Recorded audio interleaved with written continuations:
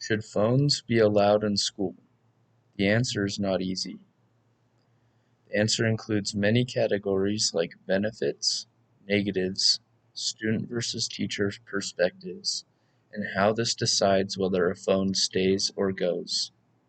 Schools have been arguing over the many good and bad things that a phone can bring to the classroom, especially in the last decade.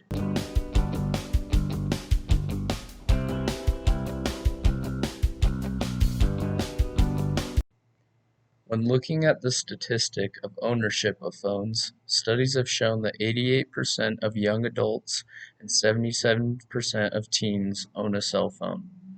This was in 2012 when this study was done, and the probability that this has increased is very likely.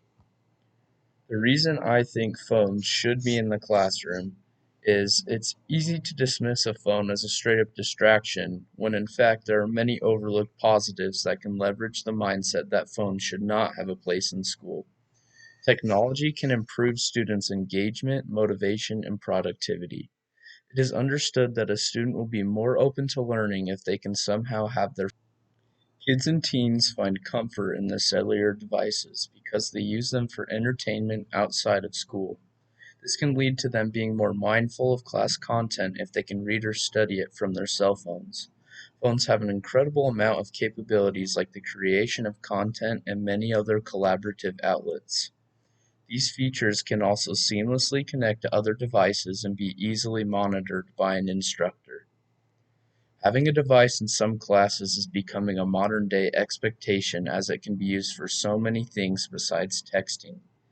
When reading in the K through 12 edition of the Horizon Report, Johnson et al. Said, mobile devices and apps are increasingly valued as important learning tools in K through 12. The enormous number of apps available is astonishing, yet promising to argue that the benefits of having a phone outweigh the detriments. There are many incredible educational apps that can help students understand and process curriculum content with ease. When looking at the detriments that the literature has shown, it has been shown that the ringing of a cell phone during class instruction can impair performance in students' tests and note-taking. This was found to be true in an experiment done by End et al. 2010. When a phone is ringing, it can be a big distraction and immediately cause loss of focus and concentration on the task at hand.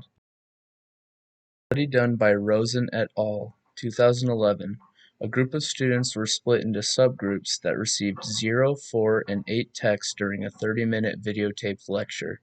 The experiment found that the higher the text frequency, the worse the student's recollection of the lecture was. In a similar study done by Chakladder and Bolander 2009, students were told to read 0 to 4 texts during a recorded lecture, where evidence did show that the 3 to 4 text group performed significantly worse than the 0 to 2 text group on remembering the content of the lecture. The next thing to look at is the teacher perspective. Teachers are typically the hardest to convince that phones can be useful because of the age gap between the teachers and the students, which especially come from teachers being digital immigrants and students being digital natives. Here's an interview where a teacher explains their reasoning for not wanting a phone in their class. Burying their faces in this phone. It's like pure joy again. They get to be kids instead of constantly exposing themselves to this like social media posts where these expectations that the world and society has of them that they're not old enough to fulfill yet, and they're constantly feeling inadequate, and they're constantly find this escape where they can, shut down from what's being told or what's happening around them, go to this virtual world. By taking that away, they can just be kids again. And it's so, and I know in our school, it's just nice to see the grade eights actually interact with one another and play and genuinely smile at things that they should be smiling about. That's the thing, Jennifer. I get worried that these kids are losing the ability to relate to one another, to have conversations with one another, because they're all in their devices. And I think I'm as concerned about that as anyone else. And certainly Howard Rheingold, who's a social media professor at Berkeley, talks about attention and how important that is. If you look at the global competencies that the Ministries of Education of Canada have put out, every single one of those competencies include technology. So we have to figure this out. But the other really interesting As you heard at the end of the interview, the teacher basically says that phones are not going away, so we have to figure it out. This is why I think they need to be involved in the classroom and assignments because they're going to be there no matter what. So why not try to integrate them into our classwork and into our students' hands?